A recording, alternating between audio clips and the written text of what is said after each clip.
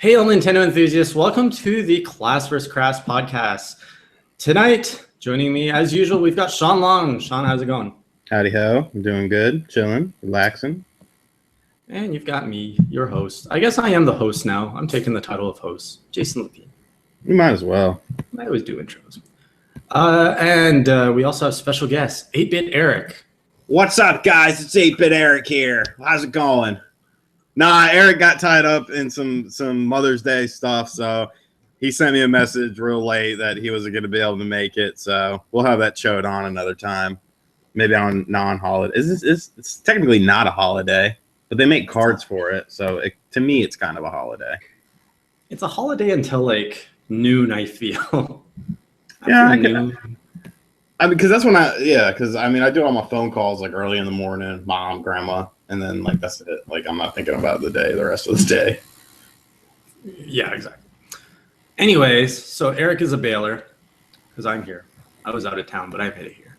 But we're still gonna have a good show tonight, and Eric's gonna join us some other time. He's a good guy. We're not hating on him. So let's start off with nice and casual. What were you playing last week, Shawn? We always like to go over what we played in the last week.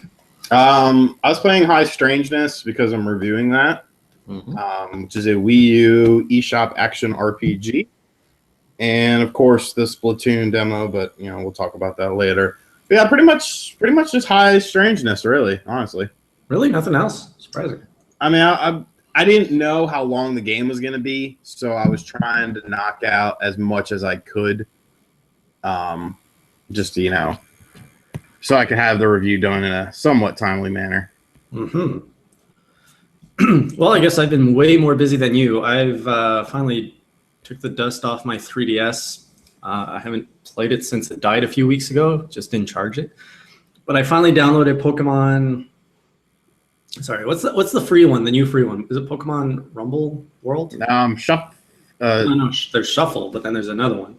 Oh yeah, Pokemon Rumble World. Yeah. So I got to play that this week, which was pretty fun. And I also got 2 new 3DS games, including Xenoblade. I got the new Xenoblade, which is fantastic. I'm 5 hours in, and I'm absolutely loving it. And I'm also working my way through Puzzles and Dragons Z, which is also a combination of Puzzle and Dragons Z and Puzzle and Dragons Super Mario Brothers Edition, which are very similar. But again, this is one I'm reviewing. So I'm going through it with a more critical eye so that I can make a recommendation to you guys if you should pick it up or not. So far, it's looking pretty good. There's a hint. It looks interesting. I don't know if I'm going to pick that up. I don't know how that's going to I can already tell you, I think my review is going to focus a lot about, like there's a lot of similarities to a game that you could pick up on mobile. So I'm going to be not necessarily comparing the two, but really saying like, because you're talking about a full price game, which is in the same genre as something you can pick up on mobile. So is the extra price difference worth it? What are you getting on this kind of game that you're not getting on mobile? So anyway, that's my initial idea. By the time I write it up, things could change. Well, isn't Puzzles and Dragons a mobile series, or am I wrong in that? I haven't done the research yet. I'm going to be doing some research on the history. But I know that there was a DS. I've seen it on the DS a lot, but I don't know if it went to mobile. It would work very well on mobile. There's a lot of similarities to like Pokemon Shuffle, in the sense that you make combos and you attack the thing. So I like how you didn't ask me a single thing about High Strangeness. Because I was excited to share my experiences. But yeah, how'd you love it?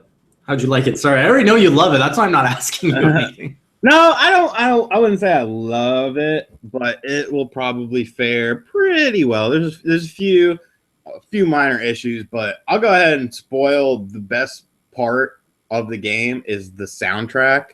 Like that, like there's chiptune, like it's chiptune 16-bit stuff, but like every song is just like masterfully crafted, and you're just like nodding your head. You're like, yeah, this is a good ass song. Like, and every song is like that. So very, very, very good on the presentation aspect of it. And a few minor issues, but it's enjoyable for what it was.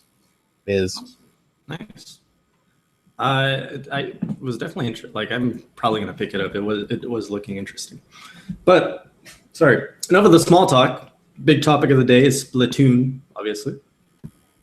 So we had the Splatoon Nintendo Direct dropped last week, where Nintendo unveiled a bunch of details of their upcoming third-person shooter, which comes out May 29th. Is that right? Yes. I got my notes here. May 29th. And of course, over the weekend, most of us got to play the demo. There was 3-hour demos, or 3-hour windows, 3 1-hour windows where you could play Splatoon. Unfortunately, I got pulled away from home for the weekend, so no Splatoon for me. But Shawn, you got to play the demo. I did. How'd you like the demo? What was your impression of the demo? You know, my biggest thing was it didn't have voice chat and like. Oh no, you didn't. Oh my God. He went there. I'm just messing around. Very surprised. I was very surprised with the game.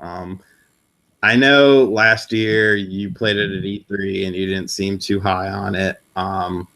So I mean, I kind of went in with low expectations, but you know, for the most part, I think it exceeded them. Like, okay, let's get the elephant out of the room. The voice chat situation. Like, yeah, I get it, but I'm sorry. It would be cool to have with friends. It'd be cool to have with friends for sure. But with randoms, like, get out of here, dude. Like, what are you gonna say? I'm at this wall. Come put paint on it. Like, no. And the way it's set up is like the gamepad, you know, the gamepad has the map, and the map is in real time. And you go, like, if you want to spawn with a teammate, you can tap on the map where that teammate is and then spawn right there. Or conversely, you can see where your paint is, where your paint levels are. So, I mean, it's not like you're in the freaking dark about how the match is going. Like, you can just glance, and it's not like you have to sit there and stare at it like it's a book or something. Like, you literally just glance down and you're like, oh, okay, there's a bunch of shit going on over here. Let me go over here. So, I mean, it works. It works without voice chat. I think this is kind of my opinion on the whole voice chat thing. I think it mostly matters. I think the most vocal people about it are like the 18 to 23 kind of demographic, because maybe they grew up playing games with voice chat in them, so they're kind of accustomed to it. Yeah, it's an oversight for sure, and it probably should be in there at the least with friends, but I did very well in the game without voice chat, and to me personally, it's not a huge issue. Yeah, I'll voice my opinion a bit, because my opinion is severely outdated. It's a year now since I've last played at E3. But I do want to open it up to the people in the chat room who are joining us. Do let us know if you got to play the demo, what you guys think about it, or if you got to play at another event such as PAX or anywhere else. Did you guys like the demo? What did you not like? What did you like? We're going to share some of your opinions on the show. Pretty much toss it out there for some discussion. So yeah, if you look at a video of my very first impression, don't mind the sneezing ghost. My first impression last year is actually up on the Nintendo Enthusiast channel. I gave the game like a 7 just from first impression. It was fun. I was enjoying it. And full disclaimer, I'm not that big on third-person shooters multiplayer. Like, I don't play that many. Maybe like a little bit of Uncharted, Tomb Raider. But still, Splatoon caught me. It was fun, but it wasn't a game I was ready to buy. Having said that, after I saw the Nintendo Direct last week, I'm ready. I'm ready to buy Splatoon now. Like, I am invested in it. There's enough to hook me into it. It looks exciting. It looks fun. All these things that you're mentioning about your experience with the demo, like, I don't remember what was on the gamepad when I played it at E3. I'm sure the map was there. It's just my memory is very vague. I do remember like not having to talk with anyone, so we were all in teams, and we were locally, so we could actually talk to each other. I don't remember talking to anyone. I was just going around having fun, splashing some paint, and I think I won a few matches, and it was fun, and I didn't feel the need to communicate. Obviously, if it was more competitive, I'd figure maybe voice chat support would be better. It's not my field of expertise, So I'm just gonna leave it at that. Well, I mean, I think one of the things is like, oh man, I lost my train of thought. Where was I going? Something you said. Voice chat, gamepad. Yeah, like to me, the more pressing issue. Oh no, competitive. There you go. Like, it seems like everyone wants to turn every game into an esports or a competitive game, and it's like, okay, I think of it like this: like, how many different? Let's just take first-person shooters for example. How many different first-person shooters are out there? Like hundreds? Tons. There's tons. So how many of those are actually played competitively? Like esport like that are recognized in the esports scene. Like, what do you have? Call of Duty and Halo? And there's Counter-Strike Go, which is really coming up. Okay, well, like we've got our enthusiast next week. Counter-Strike Go is huge right now. Like there's huge demand for it. But yeah, Call of Duty, Halo are the big ones, of course, and Team Fortress. So, is that like, are all the other games like Bush League because they're not competitive games because they're not considered esports games? It's like the Nintendo fans tried to like be like, hey, this is our esports game, and it's like, well, maybe that's not what the developers wanted to do with the game. Maybe they didn't want it to be a game that, you know, focuses on the hardcore side of things and just wanted a pick up and play sort of game. So it's Nintendo and its developers have never shown, I don't know if I can say this, but have never really shown that interest in supporting the esport community. Like I think we talked about this last week, so we're not going to focus too much time on it. But Smash Brothers was an accidental esport, I quote, because it's only getting some kind of recognition from Nintendo with Smash 4. You know, Melee Brawl was not designed for esports. None of the games were designed for esports from the get-go, coming from Nintendo. Yeah.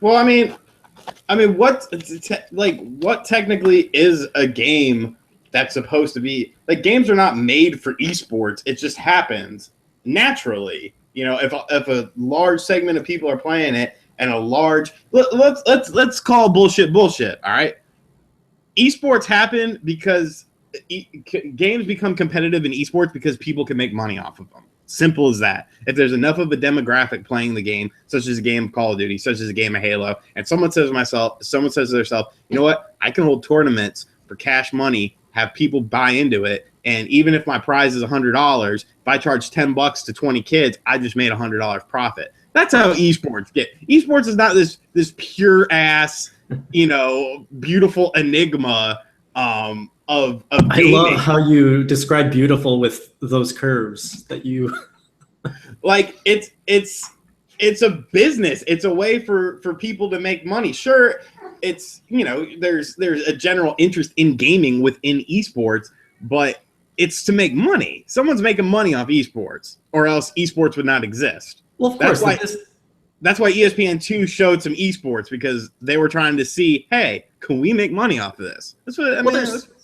It's a two-sided thing. You got the business model, which you need to get the money and the support.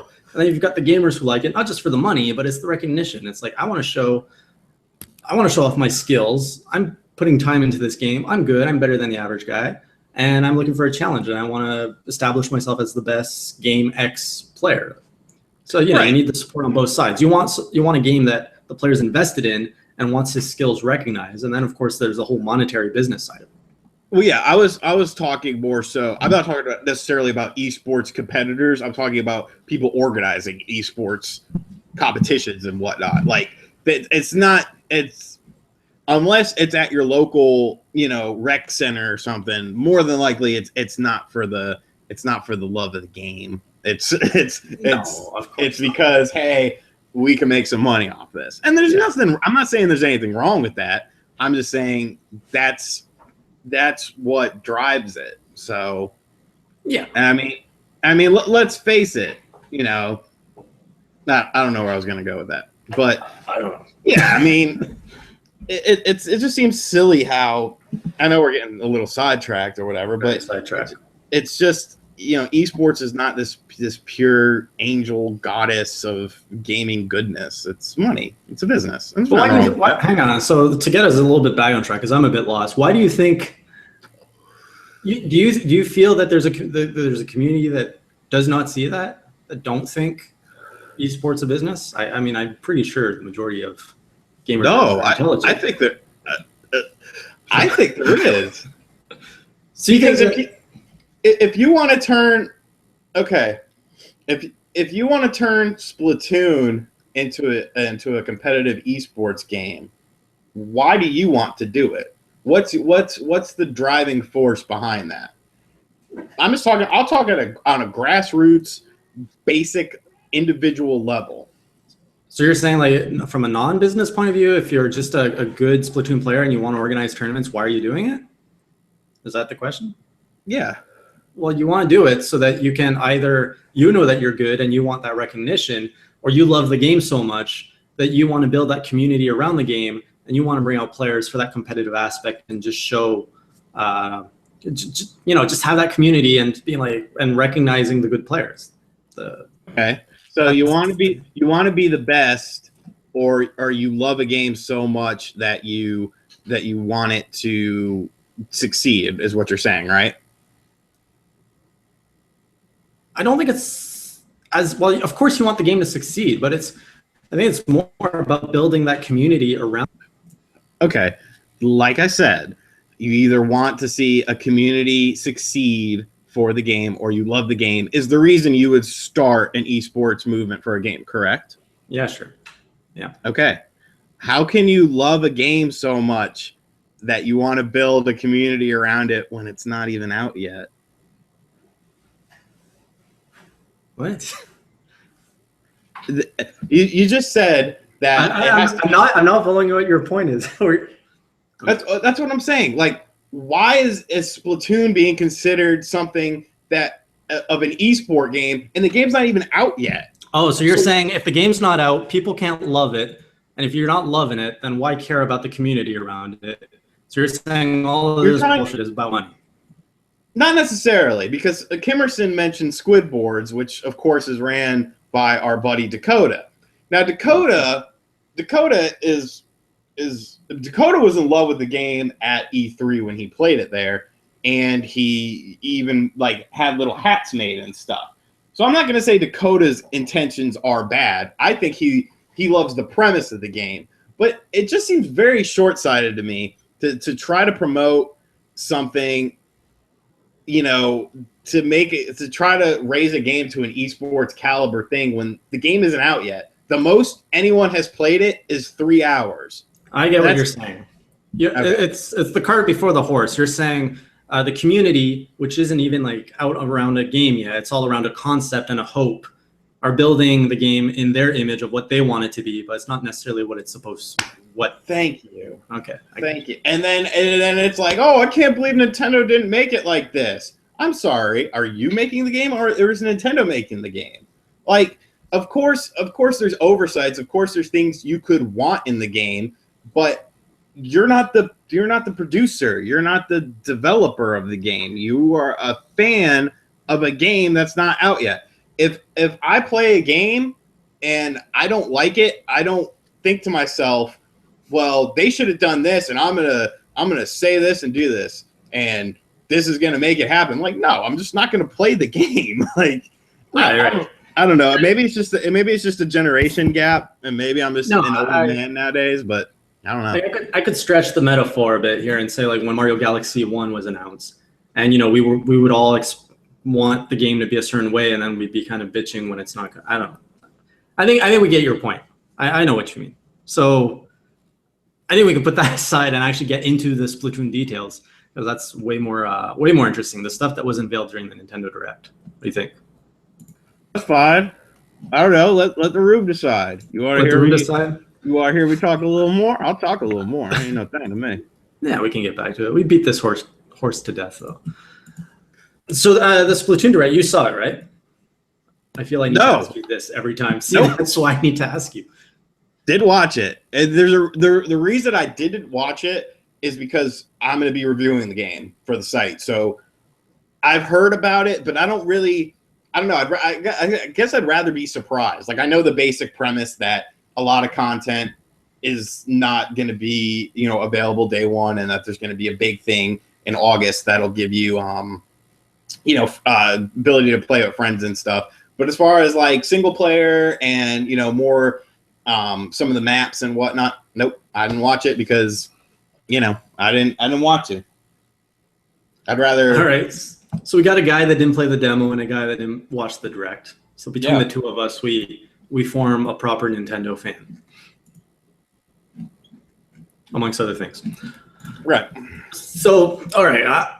Then I guess I'll kind of lead you into, like, the Splatoon Direct isn't something we're going to hash out in detail. I'm not going to be like, oh, this map looked cool, this map looked cool. Overall, like Kimmerson in the chat here is saying, the Splatoon Direct was good, not mind-blowing, but good. I was really impressed at how much stuff they actually put out there to catch my attention, like I said at the beginning. So they went over a bunch of maps that were saying that the game's going to be releasing with, I think we've got 5 multiplayer maps. No, or are those the DLC?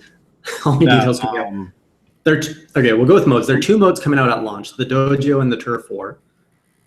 And then there's 2 more modes coming out later, which is Tower Control and Rainmaker. Rainmaker did not have any details shared on to what that is. But it does look interesting just by name alone.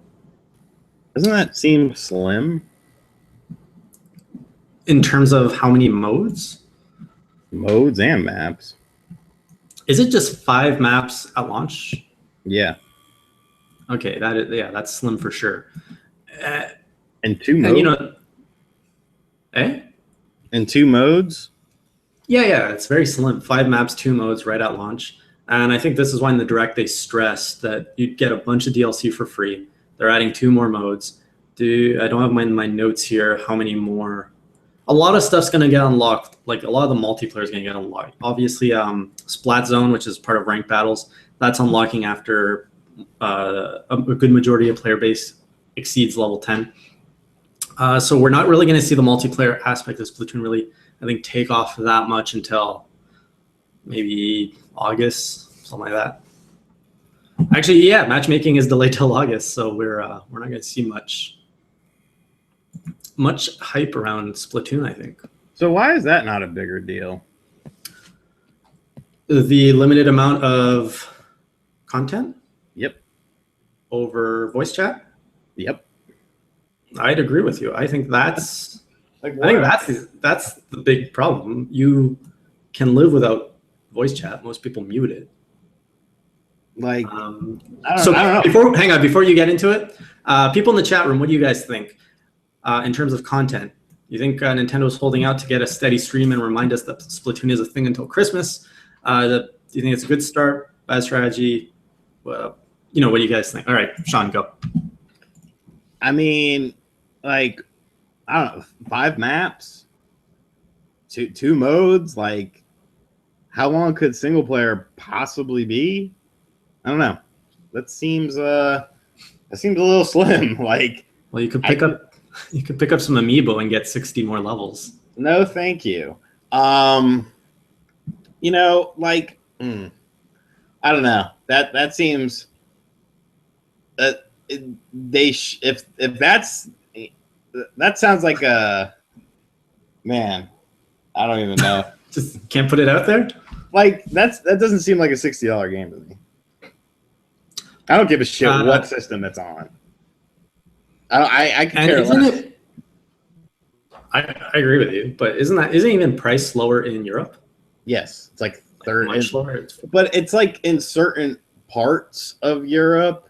I don't know, but I definitely think that the $60 price with the aforementioned free DLC is a little. I don't know. Like, why not do like an early adopters thing? Like, okay, if you buy it now for $40, you're like an early access, person. And then when we do the patch in August that has, all the big stuff in it, then the price goes up to $60. like I don't know. It almost seems like yeah, the game's fun, but I don't see $50 or $60 worth of fun. But I mean, 2 modes, 5 maps doesn't scream $60 to me. And you could say, yeah, go ahead. Especially when you've got other games, Nintendo themselves are releasing like it's not Epic. Was it? It's not Epic. The Rainbow Curse, right? Kirby and the Rainbow Curse. Yeah, is that the one that was released in February? Yeah. Yes. And Yoshi's Woolly World, was that confirmed with the price yet? I'm not sure. No, I'm not sure on that one. But Kirby was one that, like, I would argue. Okay. Captain Toad too. Those were both $40 games. Right. I think there needs to be some incentive. I think there needs to be some sort of reward for early adopters. Like, you know, you're buying a game that's not getting a good chunk of stuff till August. Whatever. Why that's the reason, you know, yeah, that's not for me to speculate. But I really think there should be. I mean, almost like the freaking ambassadors program with the 3DS. Like, when I got my 3DS at launch day at Walmart at midnight, like, I didn't give a shit about, you know, a lack of games. I had Super Street Fighter 4 3D edition. That's all I needed. But, you know, they rewarded people who were early adopters with like 10 free virtual console games. Like, I don't know. It really seems like they should do something for people that are forking over the $60 at launch day for a game that's gonna have a good chunk of content coming for free in August. I agree. It would. I think. Well, it would help sales, and it would help you feel better about, I guess, being the early adopter, because there's so much stuff missing that we know outright. But would you prefer? Do you prefer $60 with potentially just a constant stream of free DLC, or do you prefer paying $35 upfront now, and then you have to pay for your DLC as you go? I liked my idea of $40 for early adopters, $60 for people who buy in August. I don't like know your if idea. that. But I gave you two options, and then you made a third. I did make a third option because I don't really care for the options. Yeah. I just don't know if logistically, like, this whole we're talking about. How is it not logistic? Microsoft did it with a freaking system, like a holiday. You know, just whenever the hell the DLC comes out in August, after that day, the game goes up to $60. And if you want to wait till it's win-win, because no one is going to feel cheated. Like, if you can afford to buy the game, Nintendo shouldn't give a shit. Like, they're still going to make their money anyways. Like, I don't know. I really think it should have been $40 for early adopters. I don't know. I'd have to think on that more, of if there's even like, logistically speaking, if that's a nightmare for Nintendo, as like to just raise the price, and to, you know how they are with their marketing. Like, come on, like, they're always messing up. Step it up. See, the order. They need some help. Was a little all because the order was $16. I mean $60. Like, that's bullshit too. You know what I'm saying? Like, you know, like, it's not. I don't really think it's a great comparison. Just because, I mean, all because other games do it doesn't mean that this game should do it. But, you know, take it as you will. Yeah. But hey, as an early adopter, you get a nice little piece of DLC for your Smash game if you pre-order at GameStop.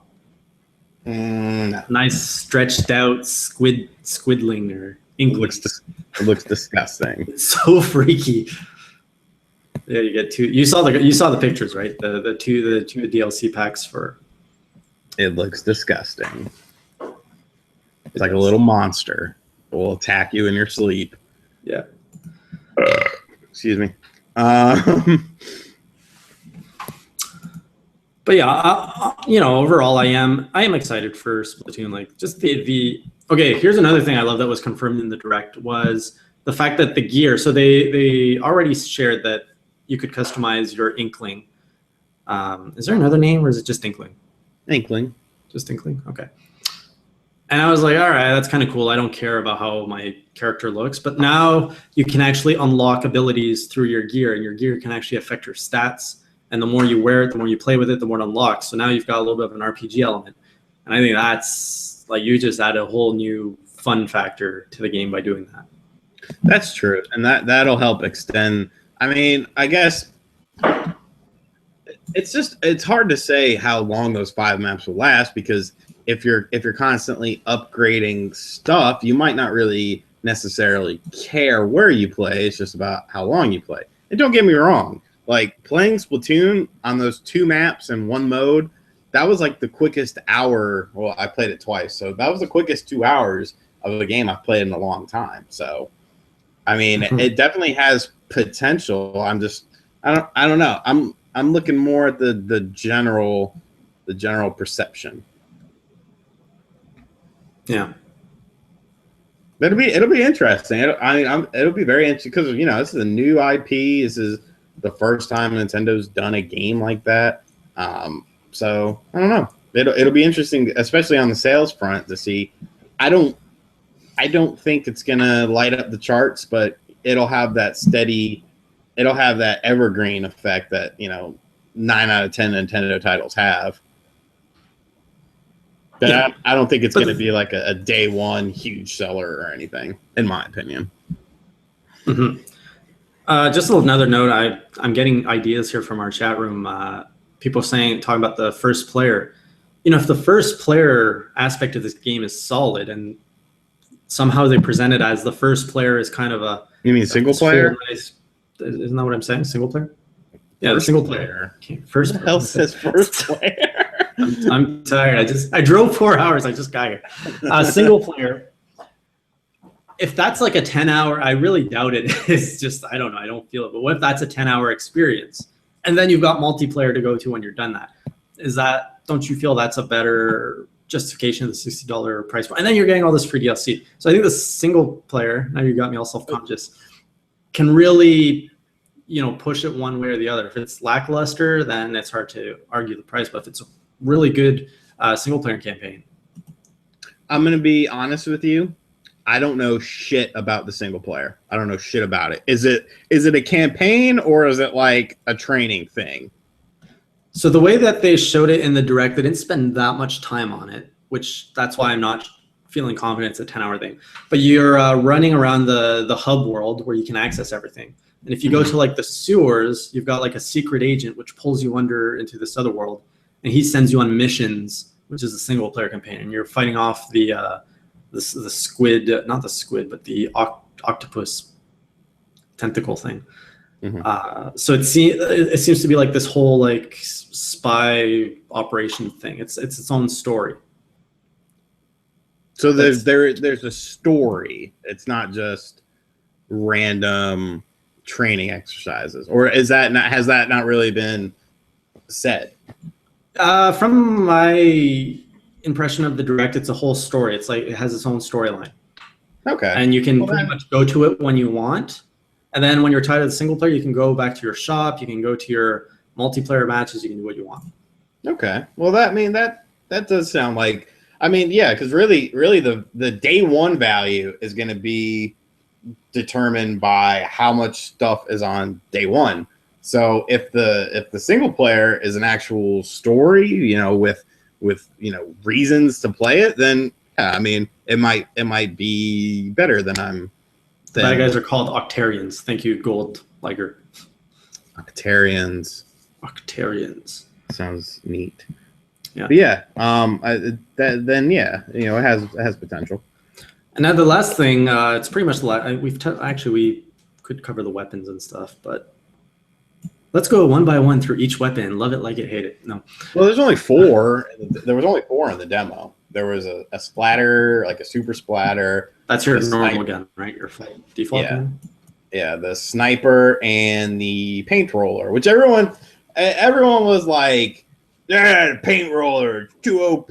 Like, no, it's not. Like, it leaves you so vulnerable. Like, all you have to do is like get into your little squid form and like go back like 3 steps and just pop out and shoot the paint roller. Yeah, it covers a lot of ground, but as far as staying in the game, like unless you're sneaking up on people with that paint, I don't think it's that was a huge thing. People were all up in arms about the paint roller being too powerful, and I was just like, bullshit. Like, I think I used the paint roller once, and like that was it. So I was checking Twitter on my trip, and I was seeing like that. I was seeing a lot of feedback on the paint roller being OP. When you're doing the shake attack with the paint roller, can you move, or are you kind of like stuck through that animation? The quick attack? I'm not sure what it's called. So I know that you can roll around with the roller, or you can actually shoot paint with it, like shake your roller off. Yeah, I'm pretty sure it was stationary. Like I said, I only used it once. Okay. I was more into the Splattershot Junior. That was kind of my gun of choice. Now, the sniper rifle did seem a bit worthless to me. The which one? The long shot sniper rifle or whatever. Charge? Pretty much the charging category? Yeah. It seemed kind of pointless to me. But then again, a lot of people were using it. See, you also have to factor in your sub weapons and your bonuses. Like sometimes, like the sub weapon for the sniper rifle, or I don't know what the hell it was called, but I'm going to call it a sniper rifle. Sure. Was pretty solid. And then your paint roller sub weapon was pretty decent, but it has a very limited range. So I don't know. I just liked running and gunning and painting shit, and then like shooting people when I saw them. Yeah, I really wish. Did you have sub weapons and special weapons in the demo as well? No, your sub weapon was just built up by how much like experience or whatever you're doing. So like you can like by painting more stuff, you build up a meter, and then when your meter's full, you can like for like the basic gun, you can throw like unlimited bombs for like a certain amount of time or something like that. Oh, nice.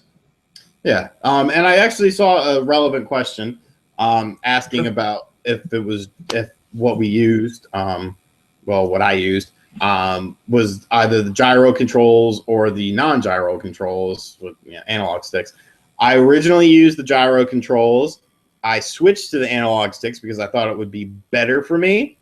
But then I actually quickly went back to the gyro controls, and that's where I stayed. The gyro, really? Yeah, the gyro controls were on point. Like you can, you hold the gamepad, and then when you're comfortable, you hit Y, and then that syncs it up so that I could hold the gamepad like directly in front of me, hit Y, and then if I want to go up, this is up, this is down. Whereas if I'm comfortable here and I hit Y, then this will go up and this will go down. So and you could do that on the fly. So like what I would do is if I felt like, okay, my shots are kind of missing, tap Y, boom, I'm right back in action. And it just seemed very accurate to me. A lot of people didn't like them. They're like, why is this the default control? It is bullshit. I was like, dude, it works pretty damn good. Like I was not a scrub lord in that game. I was, top 2 on my team in every freaking match. And, it worked for me. So I don't know, maybe people, and that's weird to me because I'm actually accustomed to the dual analogs. So is it just gyro, or does the gamepad provide anything? Like, is it just really to get the precision of that movement, or does the gamepad on the screen, there's something unique with gyros, with the gyro control? No, it's literally just a way to control it. So instead of using an analog stick, you're just tilting the gamepad a little bit in a way you want. Anyway, like it doesn't dictate your movement. Like you can still strafe and all that stuff. But okay, it's just for the aiming part. It's literally just for the aiming, and it works. I thought it worked great. I was actually very surprised when people were like, "Ah!" and I was like, "What's the problem here?" Like this shit works well. I mean, watch here. Watch my damn footage. You can watch the footage. Is it the one with the Eli video? Is that your footage? Watch the actual footage that I uploaded before Eli's video, please. Painting my good name with his little video. Love you, Eli. Mean it, but Yeah, watch the actual footage. It's I better love quality too. If you're gonna, I told him he could use my footage, and then he downloaded it in like freaking 144p, and I was like, "What am I watching? Get that high quality stuff." Poor. I do remember the gyros were available at E3, and I remember I turned them off right away. I was just way more comfortable with the analog sticks. But I kind of understand if the Zelda games on the 3DS are any indication of how gyro feels good for targeting. Like in Majora's Mask, when you're targeting with the bow, it's just so much easier to move your 3DS than to do with analog. That's kind of what it's accustomed to.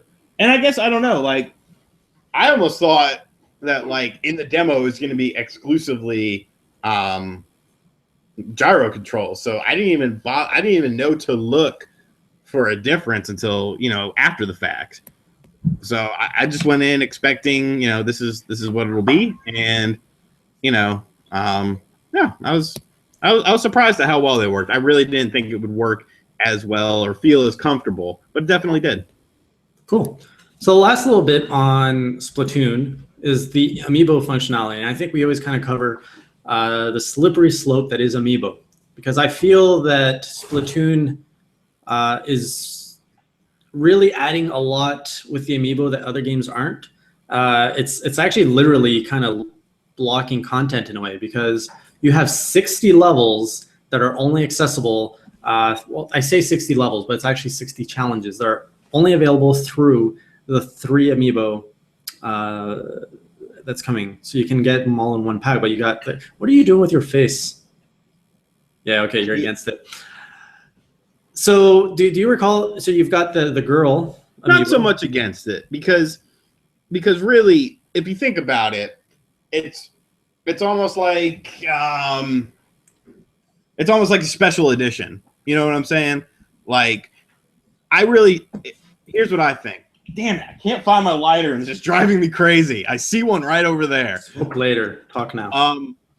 Here's the way I envision it. All right, when like a third-party game comes out for PS4 or Xbox One, they have like the standard edition, and then they have the special edition, which the special edition comes with like extra content. Oh my god, I found it. The special edition comes with extra content and some cool packaging and stuff like that. So this is kind of the way Nintendo is doing like a special edition. Like, okay, if you're really hyped on this game, you can get these 3 amiibo, and that'll unlock additional challenges.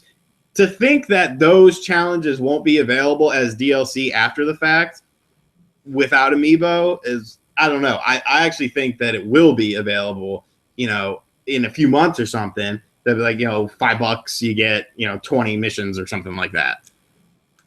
And that's fine. Well, again, this is arguable, because if Splatoon really is as shallow as we all think it is, saying, well, or you get into that whole philosophy of what was cut out to put as DLC to get more money. You get the whole evil, good DLC stuff. But yeah, if there are ways to get that amiibo exclusivity stuff, such as DLC, that's great. Because like for me, I would love to get that. But if amiibo is any indication, if I have to spend $200 just to get those 3 amiibo, so I can unlock the 3 mini games, like screw that, right? Yeah, I mean, they really should offer it. But I mean, the reason I feel like they are going to offer it is because they're technically, to my knowledge at least, there hasn't been a don't be jealous because I got more than you on here. Oh shit. There hasn't been a paywall DLC for amiibo so far. Like even the Smash Brothers thing where you bought both versions and you got Mewtwo for free. Nintendo made it available to purchase after the fact. So I really think that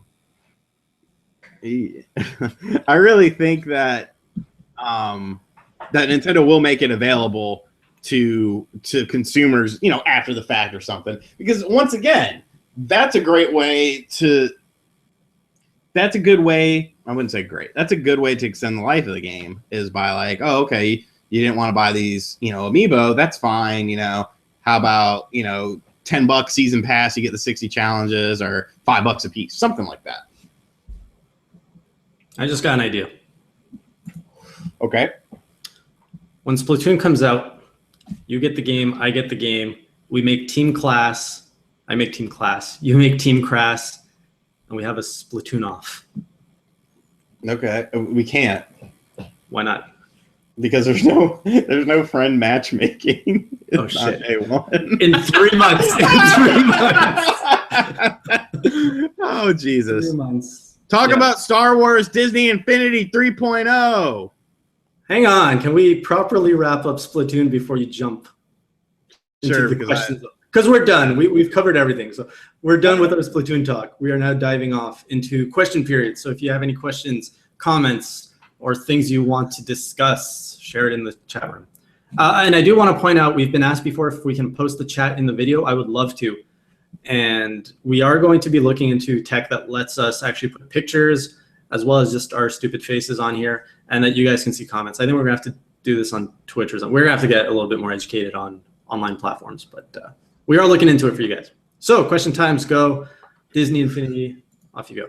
Talk about Star Wars Disney Infinity 3.0. Star Wars Disney Infinity 3.0 is the upcoming Disney Infinity game from Disney.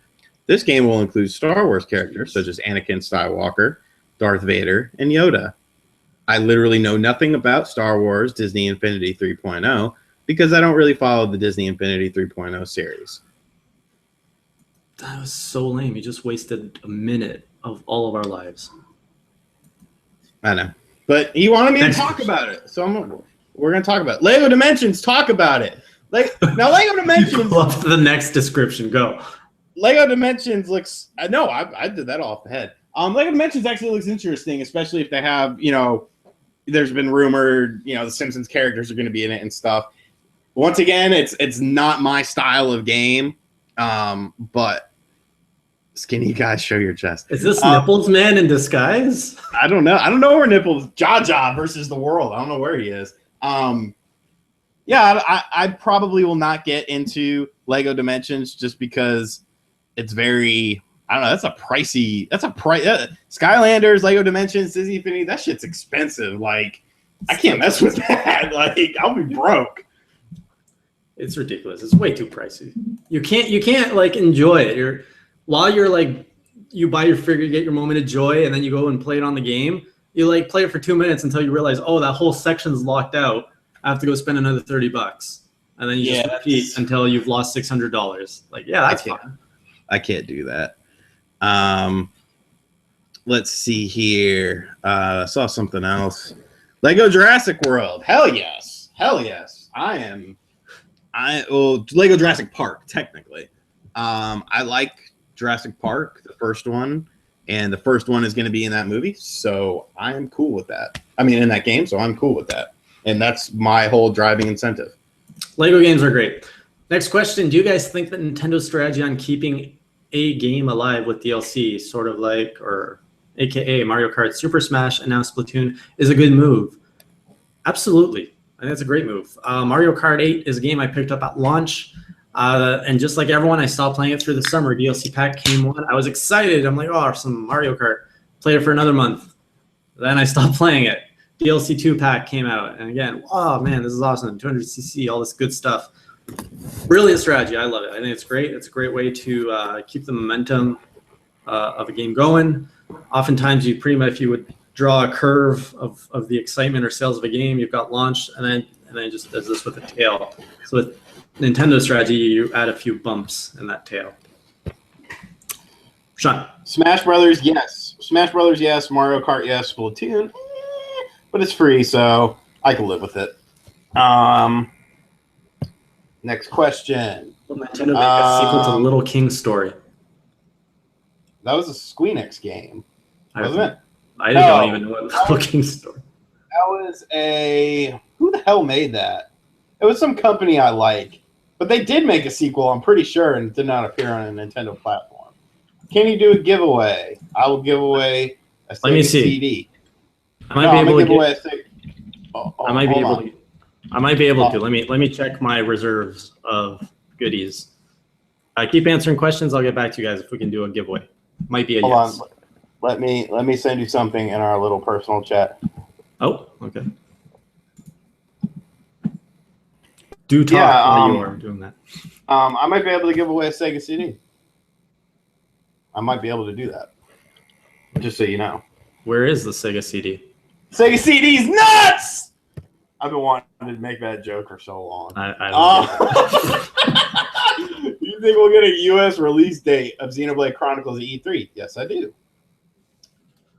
We'll end up make a new Trauma Center. That was an Atlas game, so we'd have to ask Sega Atlas. Thoughts on Paper Mario Wii U? If it's anything like Sticker Star, no thank you. I do not. Sticker Star was atrocious. Okay, maybe atrocious isn't a good word. It was a good game if I was 10 years old. Like if I was a 10-year-old person playing Sticker Star, I would have been in love with it. But I'm an almost 30-year-old man, and I need a little bit more challenge from my Paper Mario games. Do you think we will get third-party amiibo figures like Metal Gear? No. There has to be a game to create that. Are you still looking for codes? Because I'll just keep going. Yeah, I might be dry on codes. I'm okay. Looking. What do you think? Did you have trouble with 200cc? Initially, yes, until you figure out you got to use the brake. Do you think Mario Kart will get a real battle mode? No. I'm trying. I've got no codes, guys. Sorry, no code for today. Thousand Year Door was awesome. Paper Mario on N64 was awesome. I'm not a fan of Doctor Who, so as far as a full Doctor Who game, there probably is a market for that. It seems to be a very popular show. Even my mom is big on that show. But for me, are we still hyped for Yooka-Laylee? Watch last week's episode. I like the felonies question. Do I have any felonies? Misdemeanors only, baby. Yes, Little King's asked. Someone asked if I had any felonies. Oh. I don't have any felonies. I only had misdemeanors. Yes, Little King Story is owned by Marvelous. That's what I was thinking of. I love that company. They did what's that cool? Didn't they do Maramusa, the Demon Blade? I believe they did. What are the Caverns of Death? That's actually an upcoming Super Nintendo game. They have a Kickstarter page. It looks pretty cool. I actually backed it. I'm gonna get it. Comes, I think it was like $36, and you get like a freaking new Super Nintendo cartridge. So as a retro head, I'm into that sort of. I get stuff. the next one. Will there be any more Hyrule Warriors DLC? Honestly, if you need more DLC, like who has played through all of the DLC? There's so much. Will there be more? Very possible. They could definitely add more. Does the game have enough of a lifespan? I think so. If they add anything more, I hope it's a new level because that's what they need. What do you think about a Hyrule Warriors 2? Yeah, I mean, if you have enough content for it, they did pretty good coverage of the Hyrule lore in the first one, but I think there's definitely a market for the Hyrule Warriors 2 because I mean that game sold exponentially well. People did not expect that game, including Koei Tecmo, to sell. I mean, I know kids in some Facebook groups I'm in that put 500 freaking hours into that game and have not completed it. It's like Jesus Christ, that game that's a freaking value game. You want to look at I am said kid. Yeah, you want to look at DLC for games presenting a value. That and Mario Kart are the kings, in my opinion.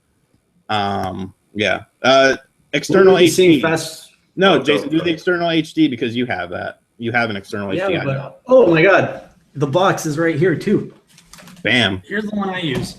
And guys, you need to be very careful when getting an external HD for Wii U because you need one that's self-powered. If you try to go for a slim that's only has USB, you're going to be screwed because you're going to put all your indie games on it, and then it's going to crash on you. Then you're going to lose a year's worth of gaming, like me.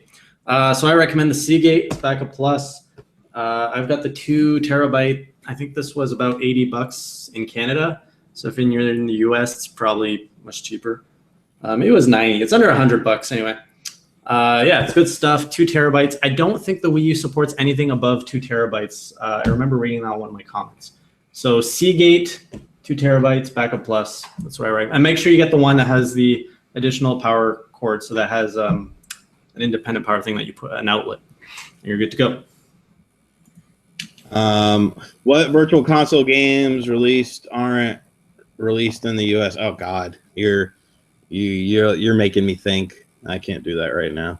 I'll get back to you on that. Why do virtual console games released on every eShop in the world not get released in the US yet? Talking about Metroid Zero Mission.